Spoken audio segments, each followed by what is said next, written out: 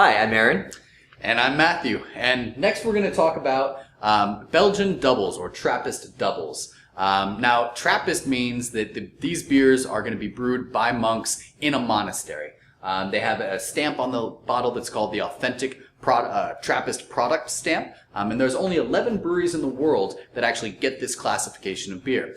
Now the double is one of 4 major styles that Trappist breweries produces, although they can produce other ones. Now, some of the characteristics of this, that they're going to be kind of moderately alcoholic beverage, kind of between the 5 and 7% range. You'll typically get some big Belgian yeast phenols, along with some fruitiness from some of the yeast. The one that we're going to try today is from the largest of the Trappist breweries, Chimay. That's right. Today we have their Chimay, what's colloquially termed just the Chimay Red. Chimay brews 3 main types, as of most Trappist breweries. You're going to have 3 main types: a double, a triple, or a quad, or a Dubbel, a tripel, or a quadrupel. This one is their double. It's the Chimay Red, or Chimay Red Cap. It clocks in at 7%. And this is actually the oldest beer that Chimay has brewed. It's actually, they've been brewing this guy longer than they've been brewing their Chimay Blue, which is their quad, and their Chimay White, which is their tripel. So let's go ahead and crack this guy open.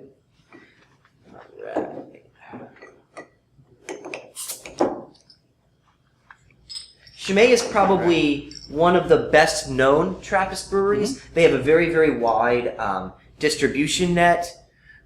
Their most popular beer is going to be the Chimay Blue. So this one is going to be more of a toned down version of that. The recipe between their Chimay Blue and the Chimay Red, the recipes are similar. The Chimay Red is just kind of a lighter version.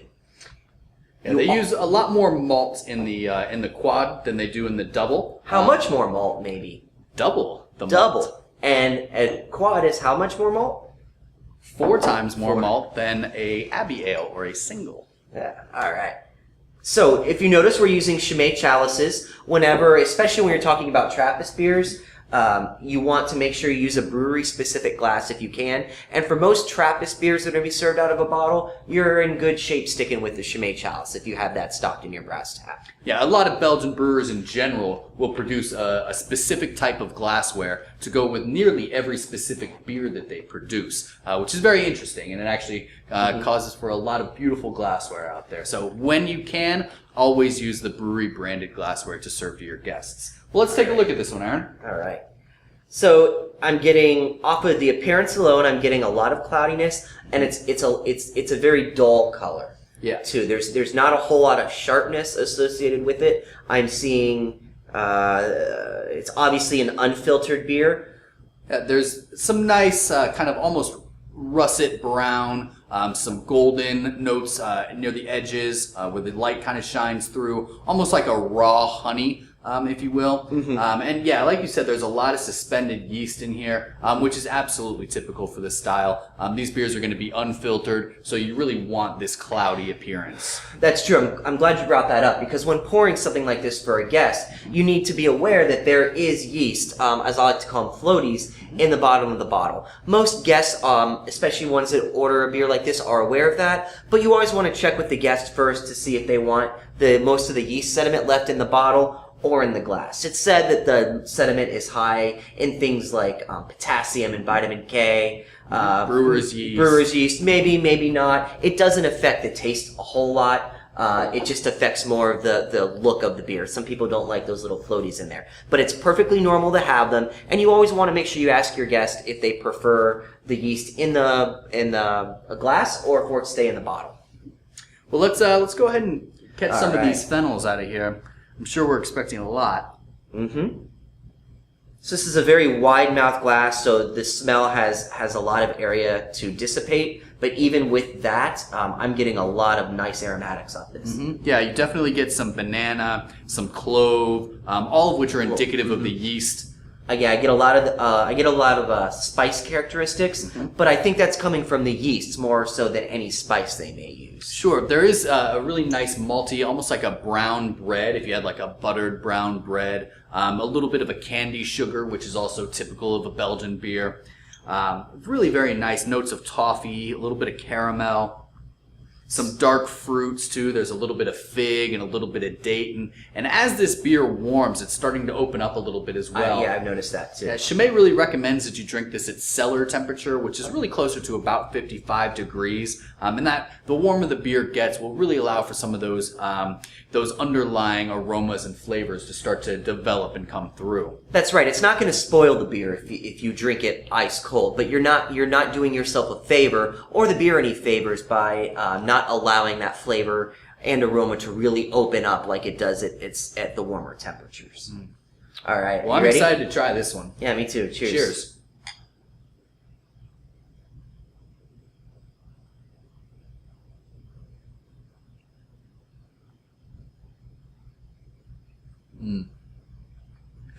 Yeah, this is a classic for a reason.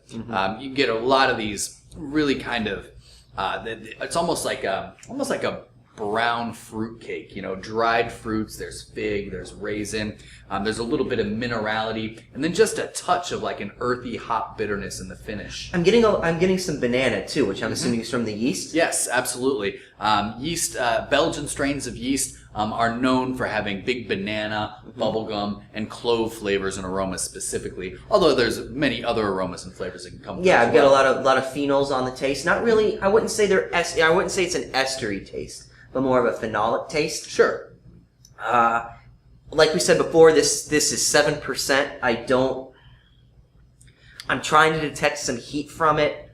If I'm getting any heat, it's just the littlest bit. It could even just be my imagination, but I'm really not getting any heat from that 7%. It's really almost scary how drinkable this is. Yeah, very, very well masked, and that's a credit to the brewers. Monks in general have always been regarded as some of the best brewers in the world, and it really shows through in a beer like this with such an old recipe that's executed to a T every single time. I can't remember ever having a bad Chimay. And they make a lot of this stuff too. Absolutely. Like we said, they're the largest of the Trappist producers, which is pretty impressive. They're much larger than even most American craft beer.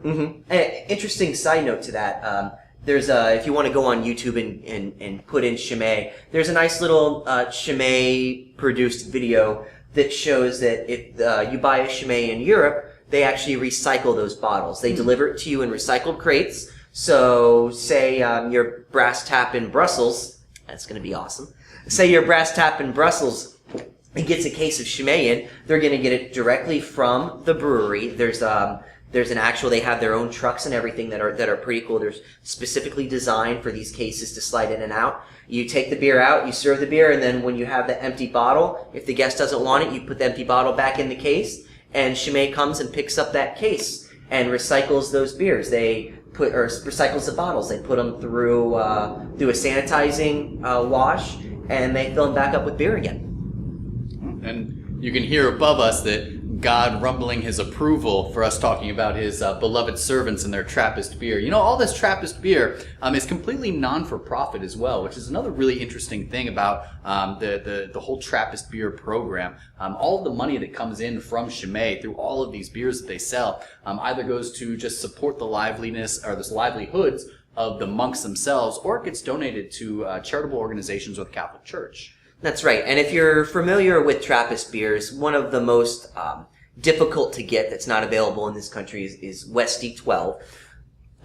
They made the beer available just for one day a year or two ago in this country, just because the brewery needed, was it a new roof? Yeah, they had a flood came through yeah. and damaged part of their roof and also part of the structural stability of their building. And so they needed about $3 million for the repairs. And they got it. And they absolutely got it. They got some from me. I'm sure some from Aaron as well. And then that was it. They made their money. They fixed their building and went back to praying and presumably brewing more beer. Yeah, it's really all done in the name of charity. That's how it started, and it's really remarkable that it's continued to this day. And to be a Trappist brewery, without getting too much in depth, there are rules that you have to follow. Not just anyone can declare themselves a Trappist brewery. So it's nice that, I think it was in the 90s, they said, okay, in order to be a Trappist brewery, here are the rules.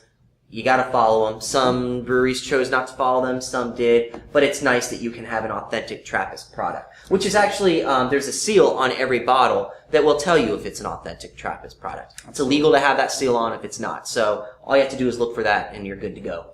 Yep, and not only is this appealing for our guests because it's a Trappist beer, and Trappist beers are pretty rare in the United States, it's also it's one of those beers that has such a root in history that it makes it fun for the guests to really taste a piece of that history as well. Now, on draft, the Chimay White is the most popular of them, which is their triple, which is a light-colored beer. However, the Chimay Red was just made available on draft as well, which is also very, very interesting and really kind of a cool thing. It's the first time in history that it's been available on tap. Yeah, for years that it was impossible to get Chimay on tap, at least in the United States, unless you wanted this Chimay 500, which is the Chimay White, their Tripel version. Yeah, this is the first time over the past 2 months, maybe, that you could really get Chimay Red on draft as well. And this is a great beer for kind of converting somebody into a more complex beer experience overall, more complex palate experience, if you will. It has a lot of really nice, recognizable fruit features to it. It's got a lot of these nice, spicy Belgian yeast notes to it as well. And while it's not necessarily sweet, it's certainly not bitter, and there's definitely nothing off-putting about it.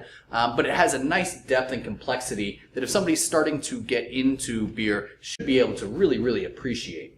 Yes, very, very well said. I'm glad that we popped this open. It's been a while since I've had Chimay Red. A lot of times the doubles get overshadowed by the tripels or the really big brother, which are the quads. Yeah, everybody always gravitates to the higher ABVs, but sometimes the subtleties of something right around 7% that's brewed with this type of artisan craftsmanship is really, really a thing of beauty.